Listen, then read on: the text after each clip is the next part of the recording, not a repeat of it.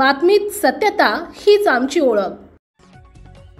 धुळे जिल्ह्यातील शिरपूर तालुक्यात अवैध गौण खनिज वाहतूक करणाऱ्यांनी तलाठ्यावरच हल्ला केल्याची घटना घडली आहे। शिरपूर तालुक्यातील बाळदे साकवत रस्त्यावर अवैध वाळू वाहतूक रोखण्यासाठी तहसीलदारांचं गौण खनिज प्रतिबंधक पथकातील तलाठ्यावरच हल्ला करण्यात आलाय। या प्रकरणी तलाठी शुभम यम गवळी यांनी शिरपूर शहर पोलीस ठाण्यात गुन्हा दाखल करण्यात आला आहे।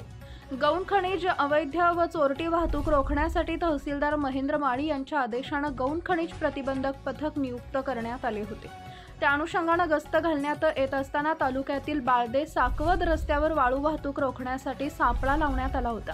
सदर ट्रॅक्टर अडवून कारवाई करण्याचा प्रयत्न केला असता मागून मोटरसायकलवर आलेल्या व्यक्तीने ट्रॅक्टर चालकाला पळवून घेऊन जाण्यास सांगितलं। तसेच तलाठी शुभम यम गवळी यास धक्काबुक्की करत शासकीय कामात अडथळा आणला। या संदर्भात शिरपूर शहर पोलीस ठाण्यात गुन्हा दाखल करण्यात आला आहे। पुढील तपास व कारवाई सुरू आहे।